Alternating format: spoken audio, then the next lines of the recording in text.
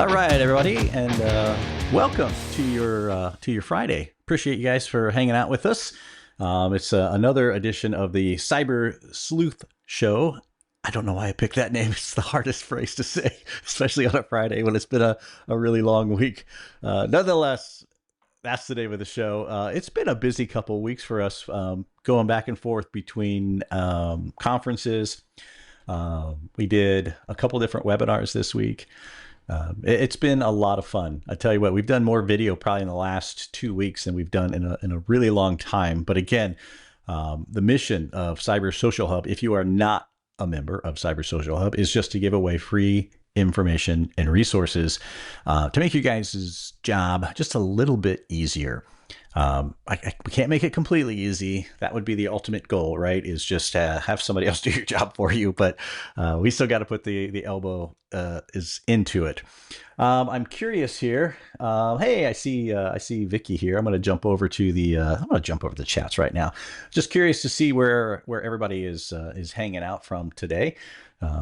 And if you could just drop that into chat. Now, we are broadcasting out to several different platforms, so I cannot see, in all fairness, the APIs are closed for like LinkedIn. We can't see if you're chatting to me on LinkedIn. I can't see it. Sorry. The only one I can really see is YouTube, and that's where we're broadcasting out to: YouTube, LinkedIn, X, Facebook, somewhere else. Oh, Rumble is our backup, just in case. And I'm sure I'm missing one in between there. And of course, if you're interested, if you can't catch the entire show here, after the show is over, then we extract the audio and it goes up to all of the podcast services. Our two biggest ones are, of course, Spotify and Apple iTunes podcasts. So we're on both of those via Podbean. So we're everywhere. If you can't miss us. So if you don't want to listen, it's completely intentional at this point, which I don't always blame you sometimes. Again, for those of you who are like kind of hanging out, we call it the really bad late night talk show that we do in the middle of the day. So that's just kind of how we roll there. Vicky, I'm so glad you could make it. Sorry, I got that cut off a little bit. I don't know if I can fix that or not. Hey, there it is. There you go. Hey, there's Vicky. But you've been at a couple things that we've done this week too. I appreciate you hanging out with us. So if you guys want to chat, feel free to drop comments into the chat. We will do that. Just please do not get me banned from YouTube is all I ask. So that's it. So far, 5 years into this, nobody's done it yet. So that's not a challenge. That's a thank you is what that is. All right. So I'm going to go ahead and get moving forward. These guys, they've never appeared on one of our podcasts before. I know they've done some webinars, I think, with us, maybe. But I met this group last year at Techno Security. Now I missed them this year, in all fairness, because it was a little crazy for me jumping around interviewing people at the show. But I want to bring on Josh here. And it's Jano. I want to make sure I get the name correct. So when Josh is ready, there we go. All right, there he is. Boom, look at that. The magic of buttons. There you are, sir. How are you? Hey, Kevin, I'm great. How are you doing? I'm doing good. I'm doing really well. It's Friday. And as we were talking before we went live, it's finally warming up in both of our neighborhoods. You're over more on the East Coast. I'm up in Ohio, and it's above 60, so I'm happy. It's really what it comes down to. Yeah, I'm here in Virginia and have mid 90s coming our way this weekend, and I got a lot of youth baseball on the agenda. So I'll be fully experiencing the summer this weekend. Excellent. Yeah, my that's funny. My middle daughter plays softball, and I help coach the team. And of course, the jerseys are the brightest pink that you could ever get. And there I am standing there in my full, trying to be masculine with my bright pink shirt on, but it doesn't work out so good. But I think Messi has made it masculine, so it's all good. You know. I'll go with that one. I'll go with that one.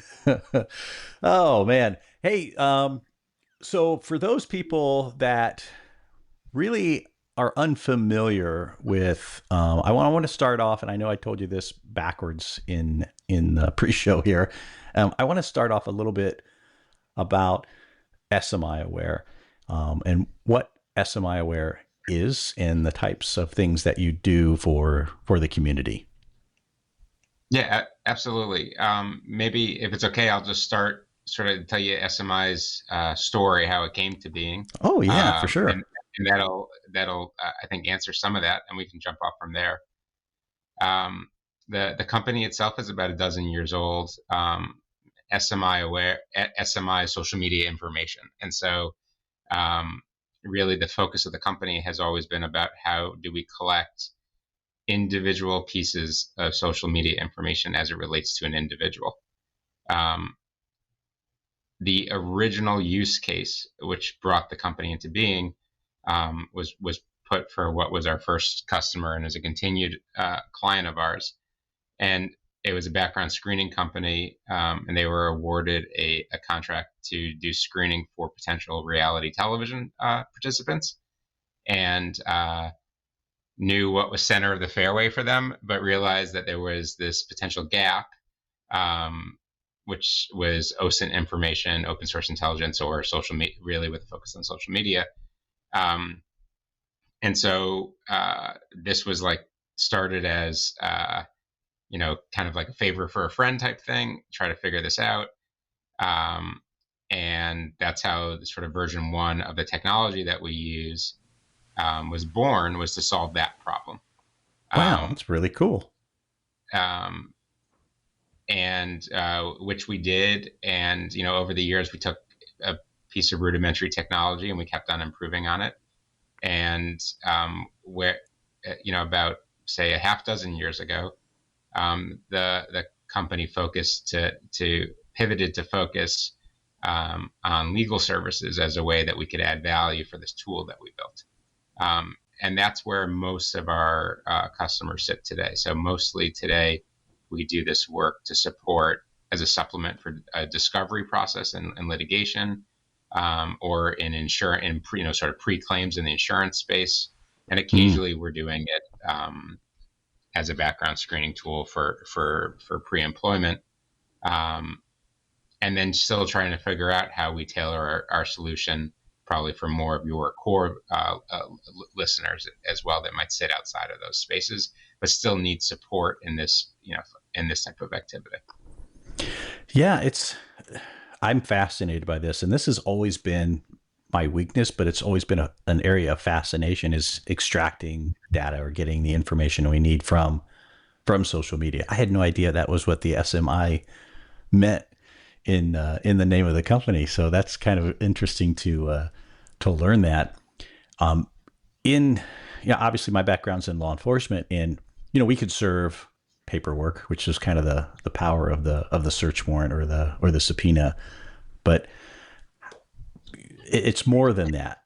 What you do and just getting the information, you're actually making sense of it and putting together a bigger picture. Is that accurate? Yeah, we view the information that we collect as it's all publicly available, but it's really not readily available. So while we do a broad-based internet search as part of what we do, the core of the information that we've pulled together is coming out of social media sites. And so this is information that we're not hacking or doing anything like that. This is information that an individual social media user has chosen to make public.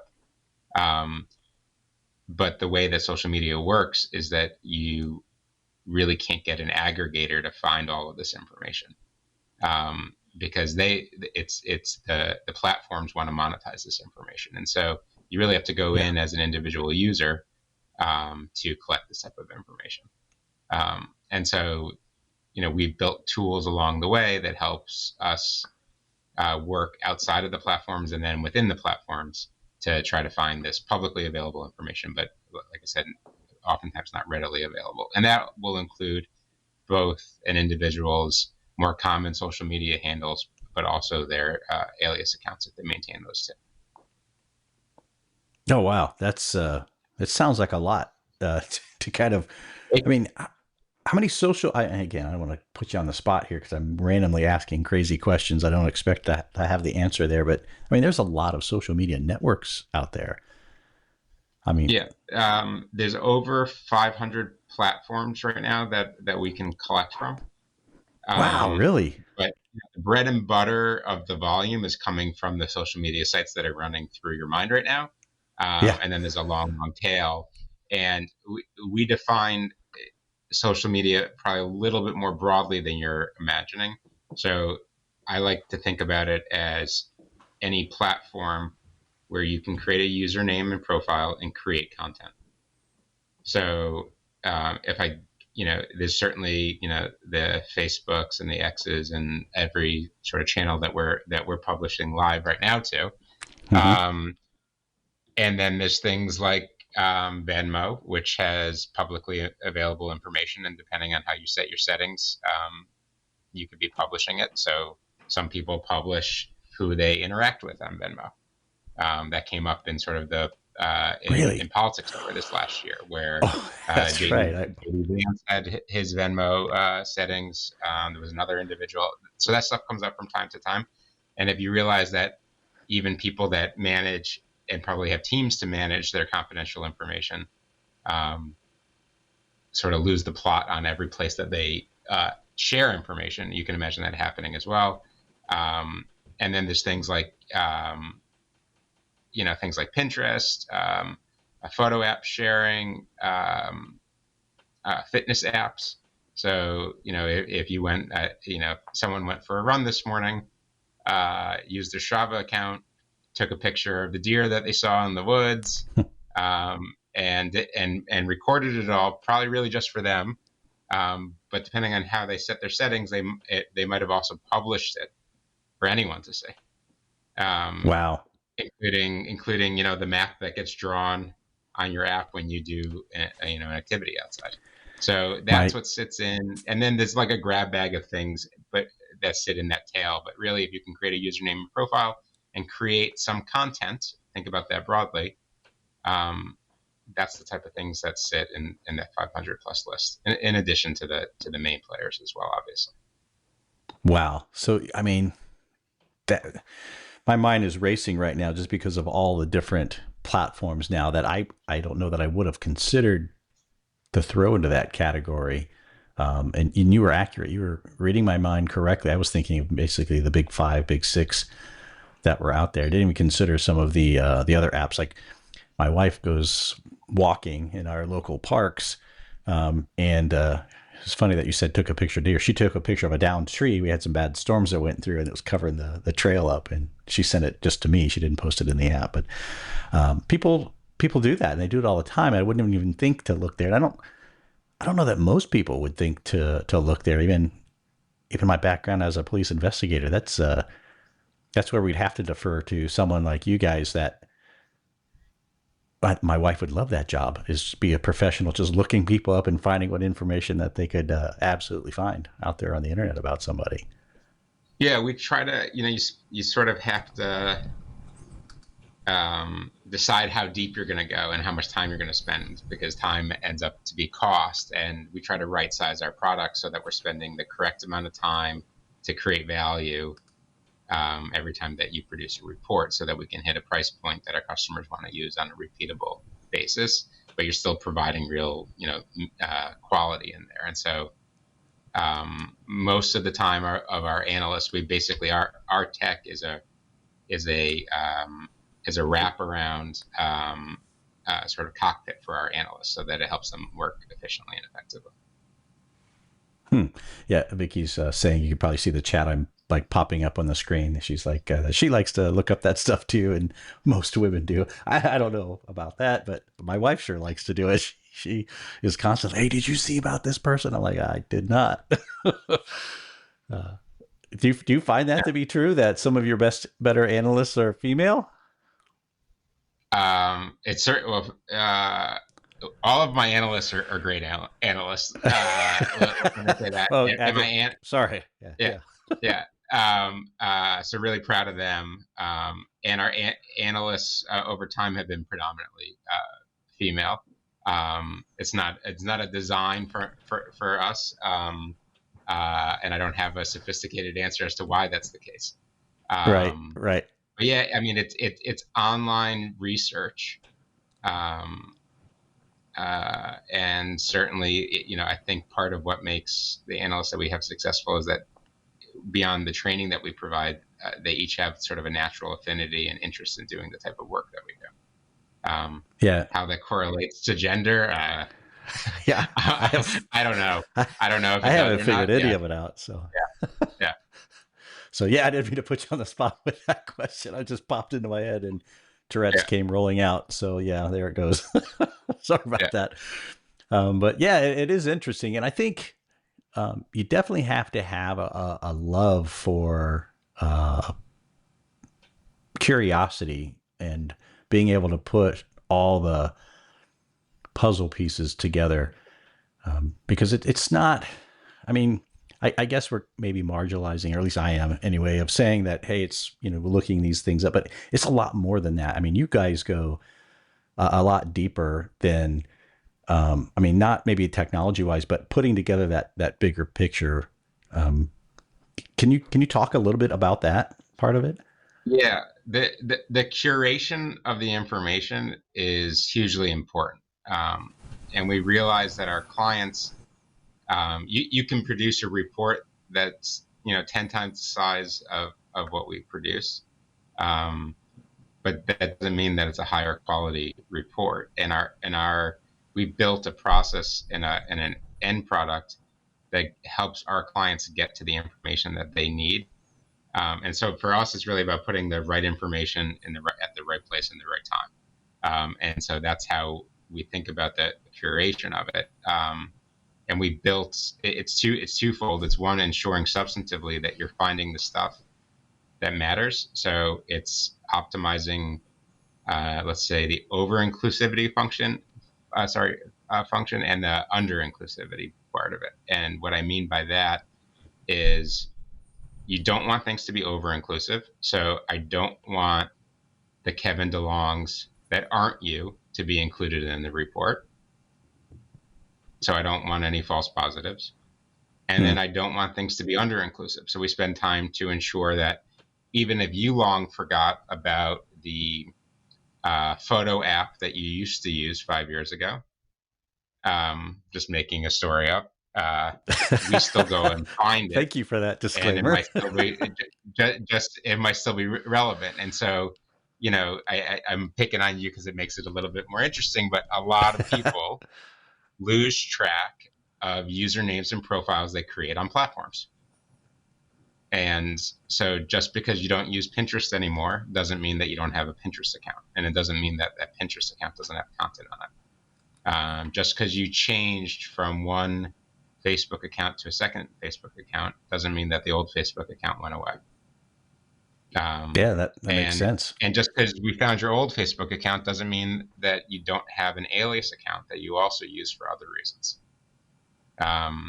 And so all of that's the case. I mean, I have teenagers, and like most teenagers, create their Insta account and their Finsta account, and all the parents have access to the Insta, and the Finsta is a little bit different, and it's the people that they connect with is curated differently. Hmm. All those the teenagers that established their Instagram accounts 10 years ago and did that, they're all working professionals now, and they all took different paths of how they use that information today. So that's on the making sure that things aren't under inclusive. So that's, you have the over inclusive, the under inclusive, and then for us, the third thing is you organize that information that's reader friendly, Hmm. so that people can get to it. And because if I can make sure that the reader can consume my information faster than they would if they did it through an in-house solution, let's say, like put their own smart people to work, Hmm. then I can tell them that that I'm besting them on over inclusivity ranking, under inclusivity ranking, and then when it gets to the person that really has to consume the content and make a decision, they will do that faster. and therefore save that time as well. So that's kind of how we think about getting into the details, getting it right, and what a measurement of, I guess, quality would look like. Oh yeah, I mean, there's a lot to consider there, and I want to touch and talk about this more. But before we go too deep into this conversation, I want to learn a little bit about you. It's like how did you get started in this area? I always love to hear people's stories, and it's definitely different on the OSINT side of how things started, or at least I think it was or would be. So I'll let you go and see how you got started in this space. Yeah. If you asked me 3 years ago what OSINT was, I couldn't answer that question. So you're right in terms of where I came from. I'm a U.S. trained attorney. Started my legal career at a big law firm in their DC office. While Gottschall is the name. Started there as a paralegal, went to law school at night at Georgetown, and then became an associate there and practiced for several years, did bankruptcy litigation, cut my teeth on the Enron matter. Oh wow. And yeah, that was interesting stuff, good learning experience for me. And then after practicing for several years, went in-house at a company called Gate Gourmet. It's an airline catering company. Their U.S. headquarters at the time and still today is in Reston, Virginia. And so it was local and sort of made that transition. And that started me on a very different journey. I spent 15 years at that company. I think I had 5 different jobs. I moved 5 different times with them, to Toronto, to London, to Atlanta, and then back to Reston. And along the way, did more and more business-minded activity, and eventually stopped practicing law and became a commercial leader for them, and then an enterprise level leader for them, and ran their North American division as the last step of that, from starting at the end of 2019, for about 3.5 years. And most of the heart of that was managing through all the complexity that COVID brought. Oh yeah. And if you can imagine the intersection of food and airline travel, those both were over-indexed in terms of impact from COVID, both on the downturn and then the speed of the upturn. So those were both volatile industries, and of course, airline catering sits sort of at the center of at the crossroads of both of those. And so, how did all of that bring me to running SMI Aware? Like, what's that tied in? I learned a ton, and I've always been open to taking nonlinear steps in my career, and it's really worked out quite well for me. It's brought me and my family to many different ports around the world. It allowed me to be a legal leader, commercial leader, a business leader. I left that organization not knowing exactly what I wanted to do next, but knowing that I valued each sort of part of my career, and I found them all interesting. And I didn't really want to redo, like I didn't want to go, backwards, but I did want to leverage my knowledge in something new. So you network like anyone does, and you hope for that you make your own serendipity by getting enough at bats in your networking and just hustling.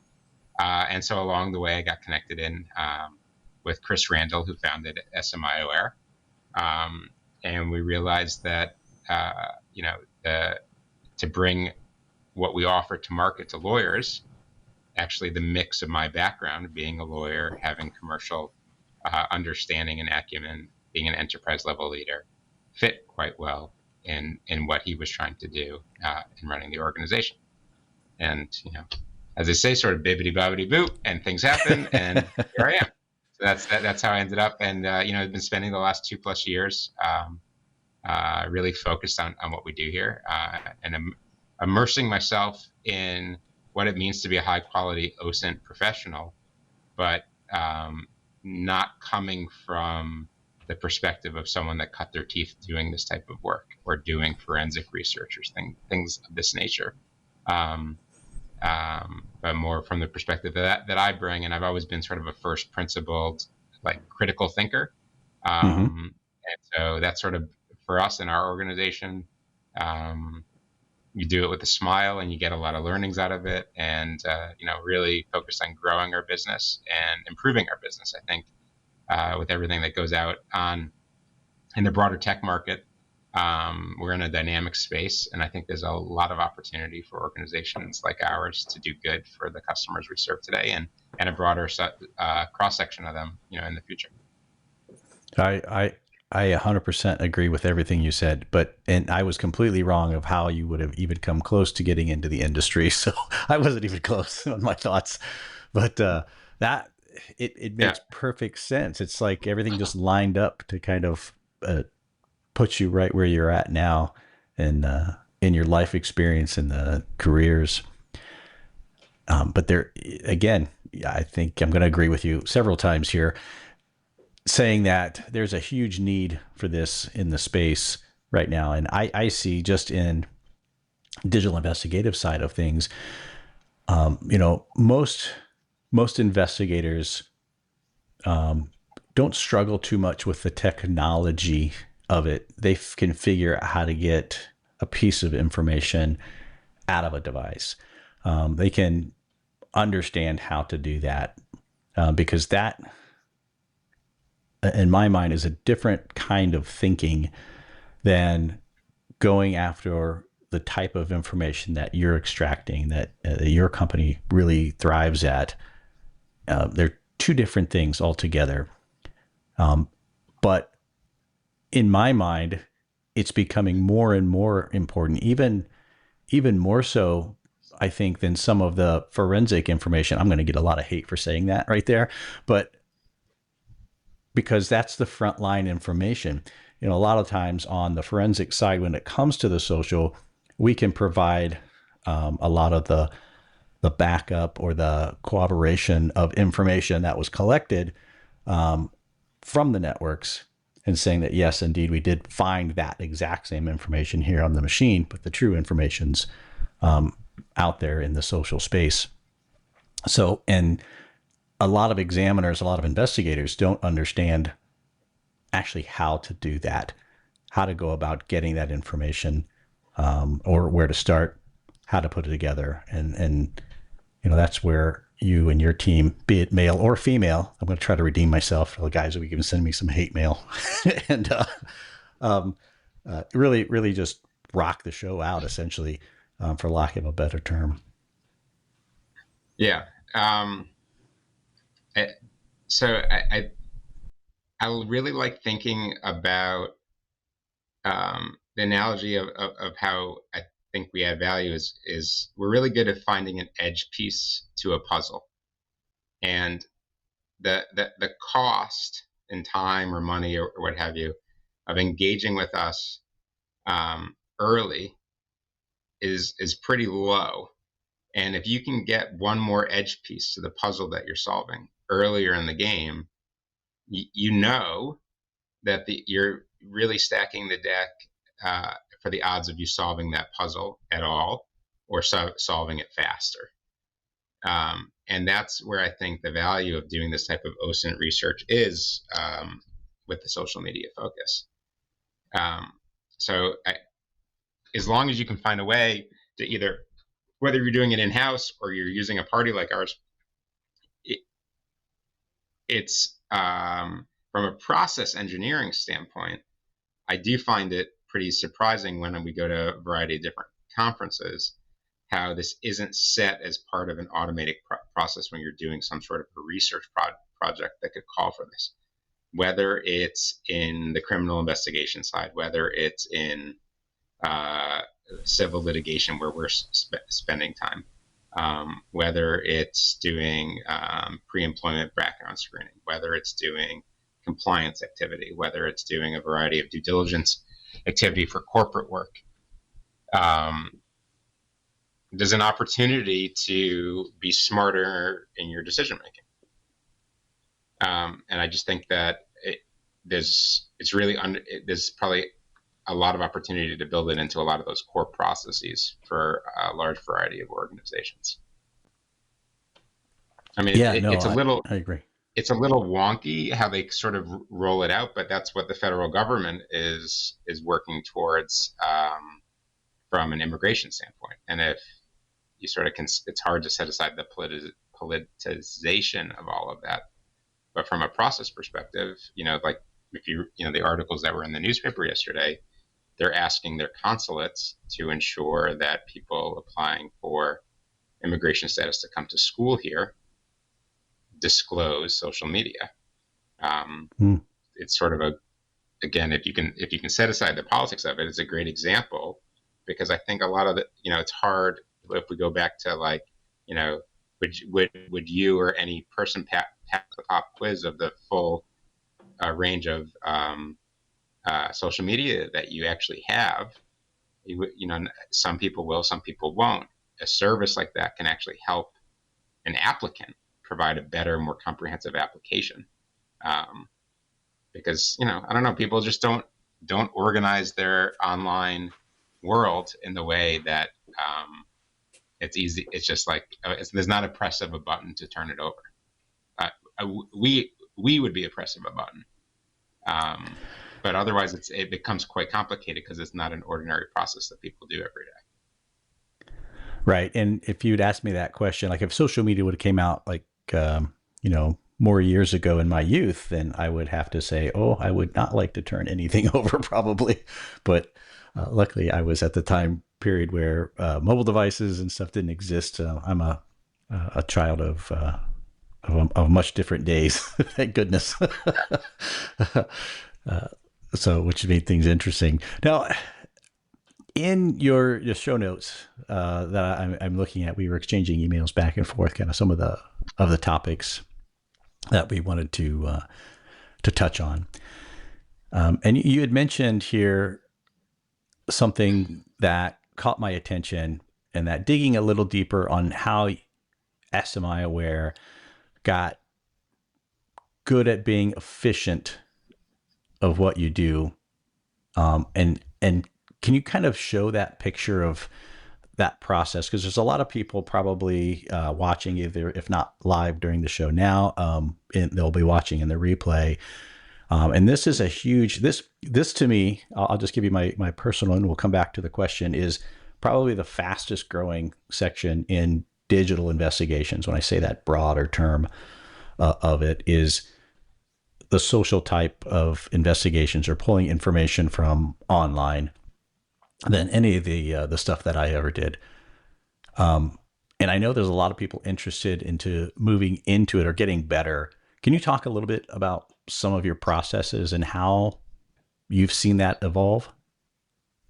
Yeah. So for me, I think that the most interesting way to sort of frame it is, 10 years ago, our organization was good at what we do. And it took us, let's say, just to have a simpler conversation, a little bit more than twice as long to do it as we do today. So there's an efficiency thing that comes from having a team of engineers and a team of analysts, and building a virtuous cycle that we constantly identify opportunities to be better and then engineer them into our processes. So that's how we're able to do it in, let's say, half the time we did it before.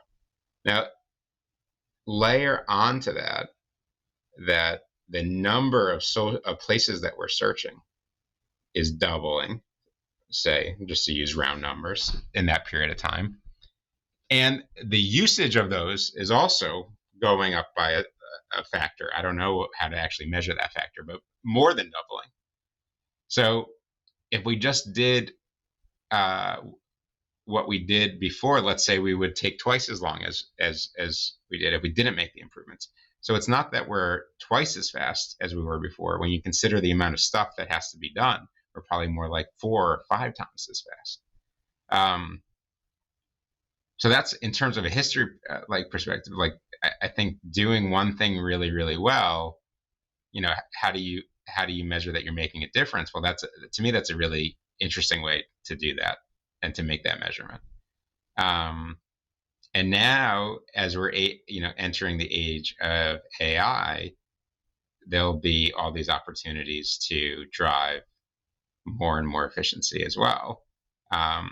So there's, where can it go from here? I mean, our philosophy as a company is there's always going to be a need for that human analyst in the loop, that they're adding something that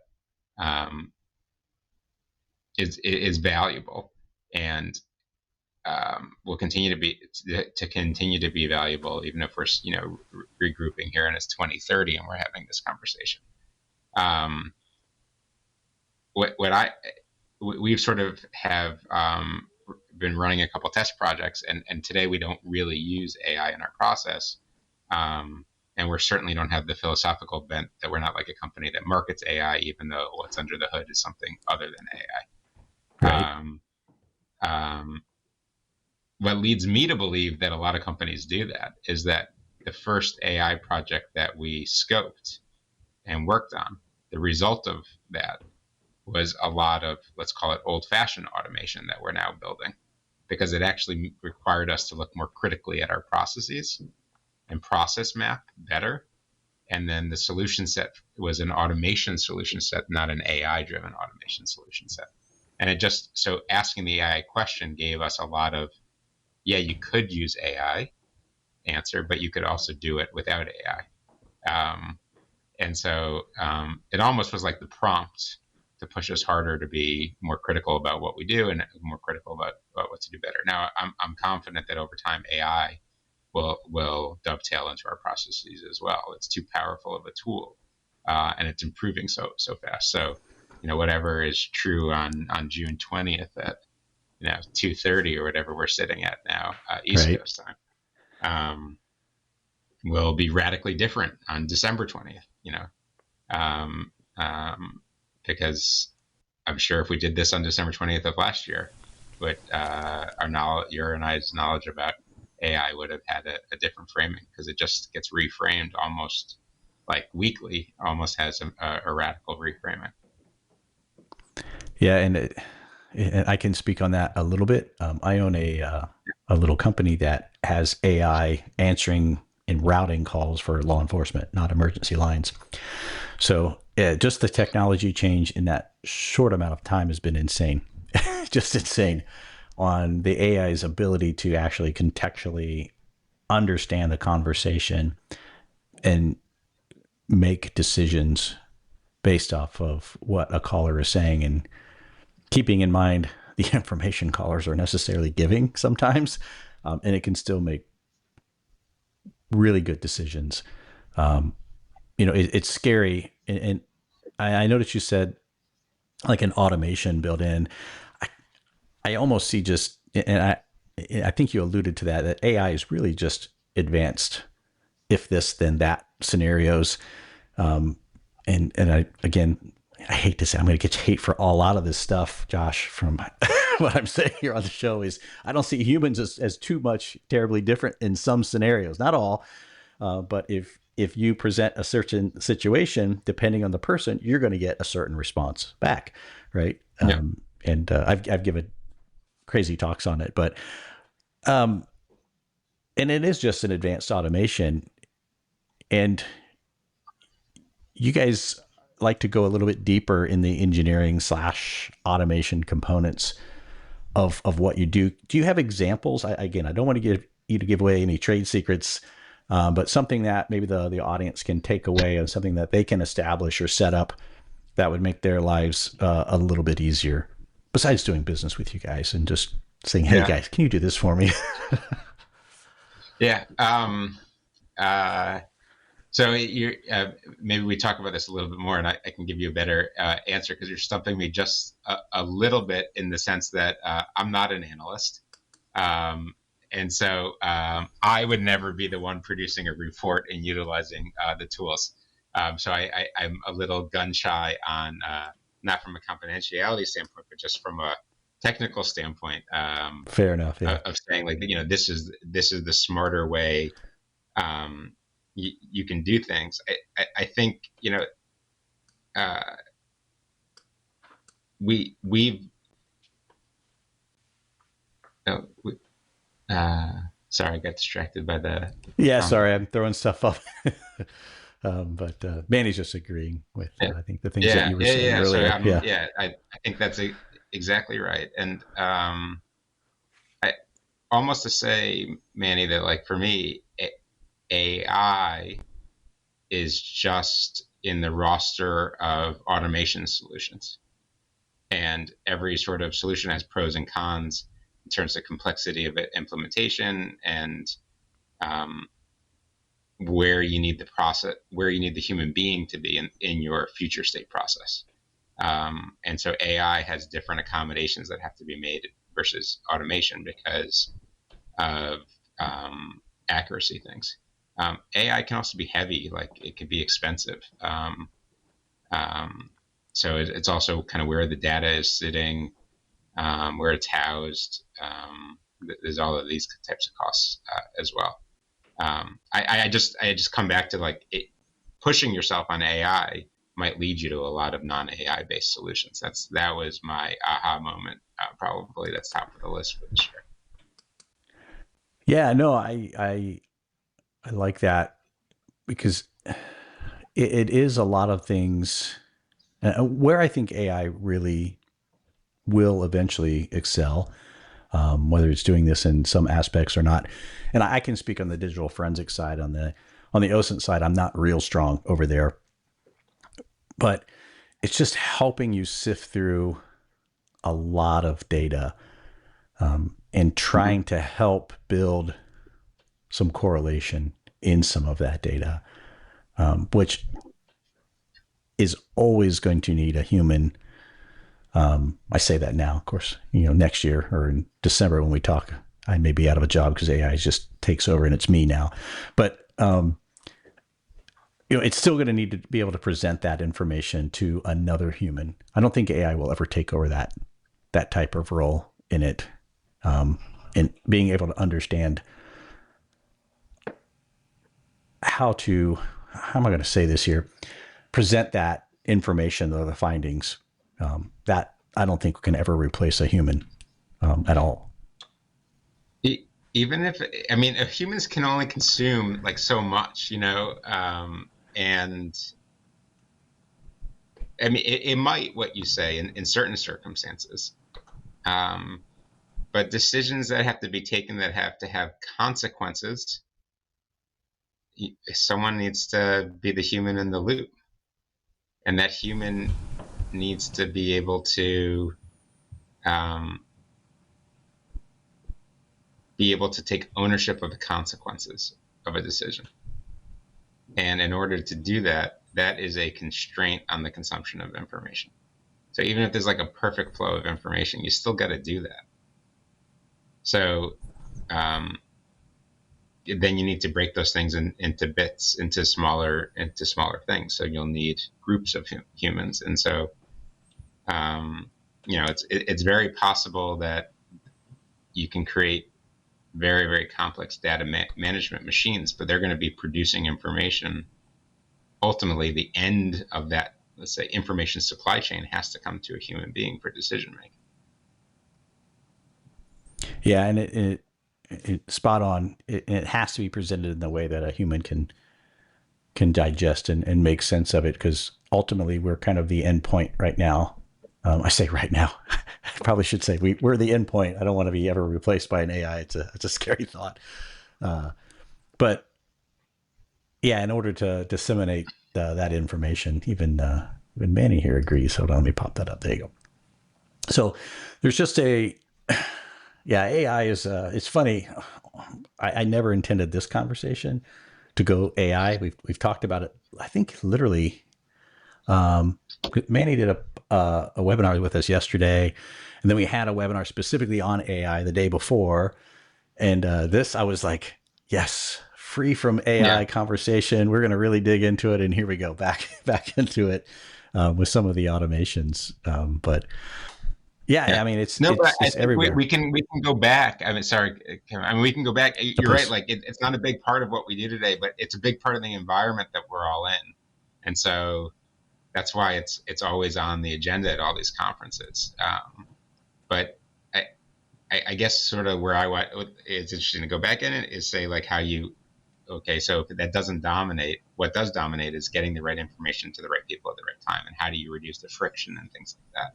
So Right. for us, like the development that we're like most proud of, that we launched this year is we built an API so that we can be an easy button for our services on a variety of different platforms, and that has nothing to do Oh. with it with AI. So Now see, that's that's yeah let's talk about that a little bit. Get away from AI. That's an yeah open yeah. door right there. I like it. Tell me a little bit about the API. What kind of benefits? How would people Yeah. utilize that? So we we recognize we're a small company. We believe that we do something that's really well, and we try to stay in our lane, but offer that off to more people. And it's pretty easy to place an order with us. You can go on our website. Once you have a house account established, which takes a few minutes, it's a simple interface SOX 2 compliant, so keeps the information private. And then you can, the information sits on a platform where you can just download it onto your local computer, and you get a signal through your email once we're done. 2-day standard turnaround time. It's pretty easy. Yeah, Also that has sounds some really friction. easy.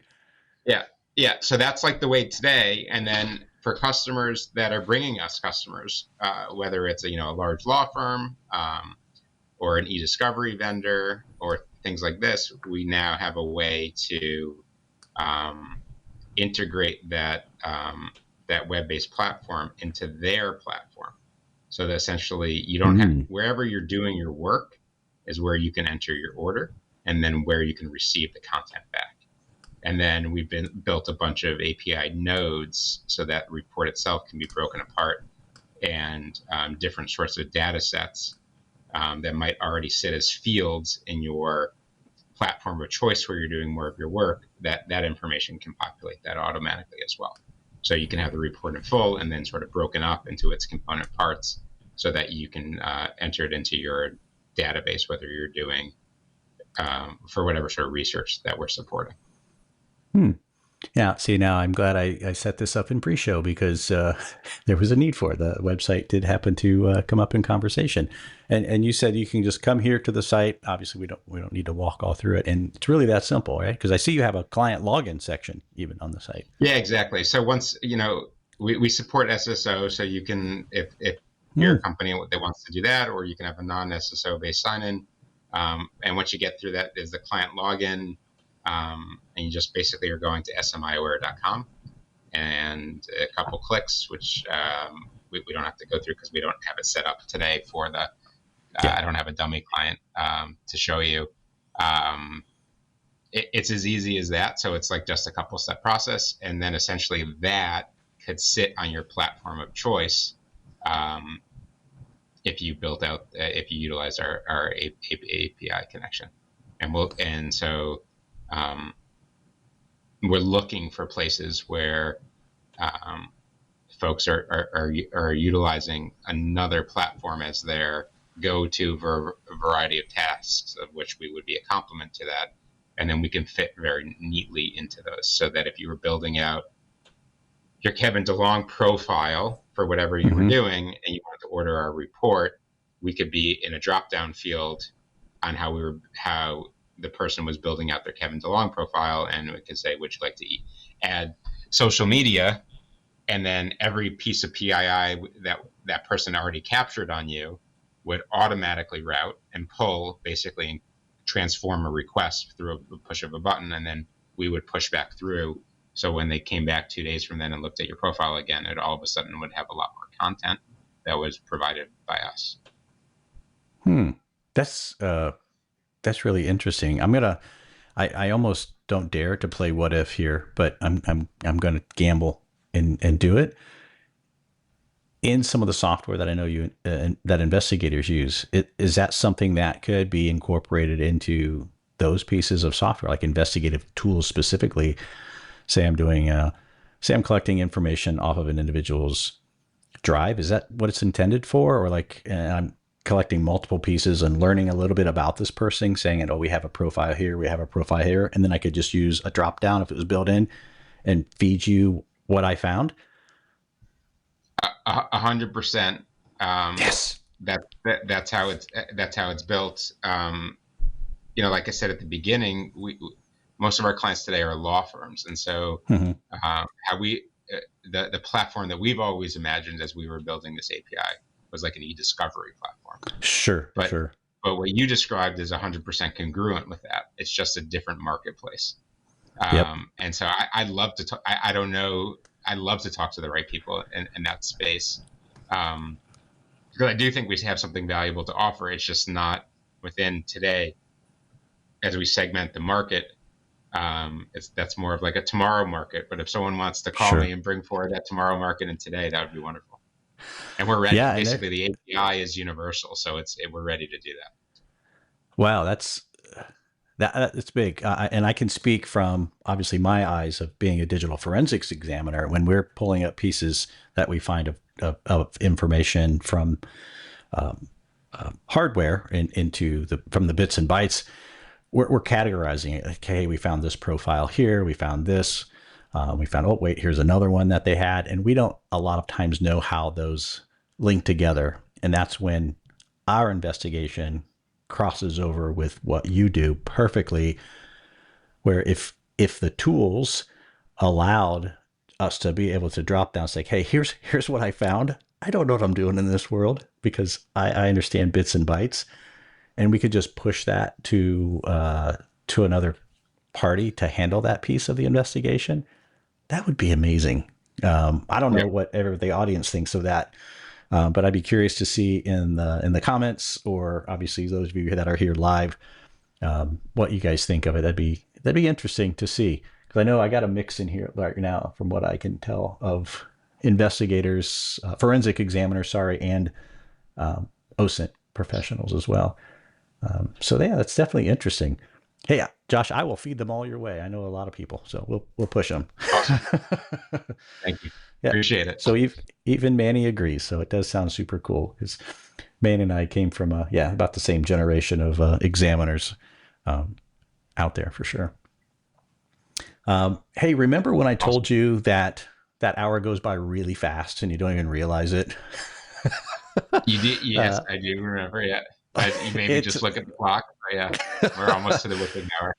Yeah. We are. So I would encourage you guys, if you have questions for Josh, feel free to throw them into chat. Now, again, I can only see, I want to clarify this, because I always look at our socials afterwards, and there's always a stray question somewhere, which I do forward on to the guest once I find it. But YouTube is the place to kind of lay that down. We can see on a good day Facebook. Meta does allow some of our API to get in and out through the video that we're pushing. So, but come over to YouTube, ask a question. If not, Josh, how does somebody get a hold of someone from your company to ask those questions, to seek a little bit of advice? Yeah. And easiest way is just go to smiaware.com. You can reach us by phone, you can reach us by email, all that stuff is there, and you can reach us through the web-based portal as well. And we'd love to hear from you. I have a reasonably unique last name as well, so you can find me on LinkedIn. I'm happy to connect and continue conversations as well there. And Kevin, this was great.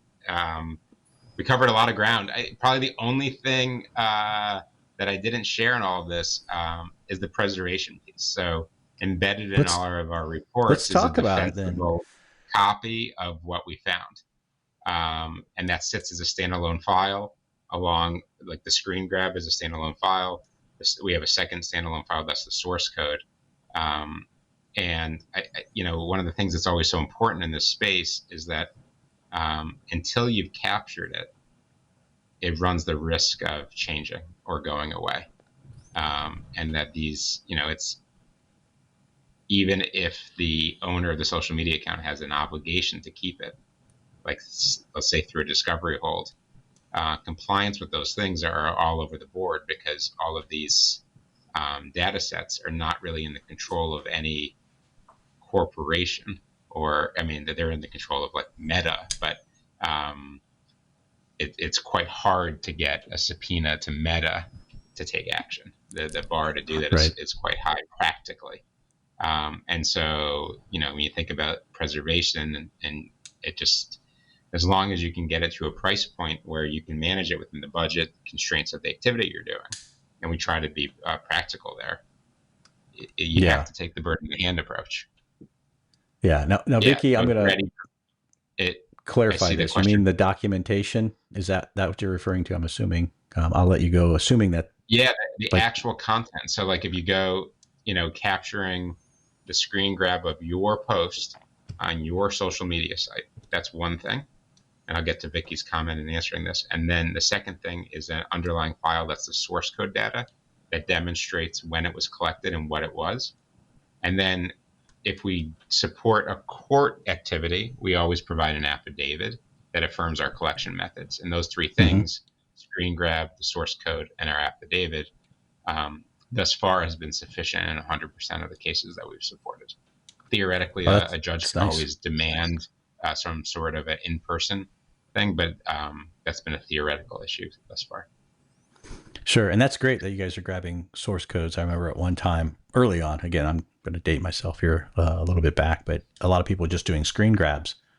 I think that source code is really important to that because you can see actually how it just corroborates the data was actually there. It was actually laid out somewhere instead of just, somebody with a really good skill in Photoshop, right? that can be done. So kudos for providing that extra little piece for everyone. Yeah. That's great. Yeah. That's great. Is there anything else on the preservation pieces you wanted to talk about? Because this is our time, Josh. We can go as long as we want. Yeah, no, we control I the just button. wanted to throw it in there. It's preservation is reasonably straightforward. But if you think about the reasons why, why would I do this? I think that sort of just squares the circle of all the reasons why. And we try to be very cost competitive for all the markets we serve. And I think at the end, for all of these activities that people that are listening in on are doing, the question is like, why not? Why wouldn't you extend this level of diligence to the underlying activity that you're doing? And the answers typically are that it costs, which is fair. I don't do this for free. We charge a rate. Right. But beyond that, usually there's other costs as well that are going into it. And certainly in the litigation standpoint, if you're caring enough to litigate a matter, this is a de minimis cost. And then it's like, why would you be less diligent than you would otherwise want to be? The people that use us are professionals, whether they're lawyers or paralegals or research librarians or forensic experts or law enforcement. Why would you be less diligent than you otherwise could be? Yeah. And I just see so many applications that I think the government side of things are really missing out on because of the lack of really. I mean, obviously they have they have an understanding of what this can bring to it, but and you see it in the news when police are investigating a case, and that's usually the news media or something is going out and pulling information opposed to the law enforcement going and pulling the information depending on the size of the case, as it really gives you a bigger picture into that individual. And I think it should be done in just almost every investigation. I know that makes obviously you happy to hear that, but I mean, I really honestly do. It just gives that picture because, again, I hate to bring up like horrible scenarios, but in things when there's school involved incidents, I'll leave it at that. So YouTube doesn't send me a warning letter, but I think it's important to know what the suspect was thinking prior to, and the only way you can do that is through this aspect. Digital forensics will never provide that type of information. Only the stuff that you're doing will provide that information. So, man, just keep fighting that good fight out there. That's awesome what you guys are doing. I love it. Yeah. Well, thanks, Kevin. I appreciate it. This was a great way to spend the afternoon. I appreciate you having me on your show. Yeah, no problem. Love to have you back. So we'll talk about that here soon. I didn't see any last minute questions. Oops, wait, I'm going to throw something with Manny up there. There we go. So Manny says, awesome stuff. Enjoyed the presentation. Always good to hear about new advancements. Manny has a little bit of software out. So not that I'm suggesting anything, Manny, but I'm just saying on the forensic side. Appreciate the well work. Happy to connect offline or online as well. There you go. All right. If you guys get any questions, you know how to get a hold. SMIaware.com. You can head over there. Check it out. Josh, don't go anywhere. We're going to go into this post music stuff that we got to do, and I'll talk to you a little bit after the show. All right. Hey, thanks so much for spending Friday afternoon with us. I know you're a busy guy doing other things, so thank you again for that. Yeah, thank you, Kevin. I appreciate it.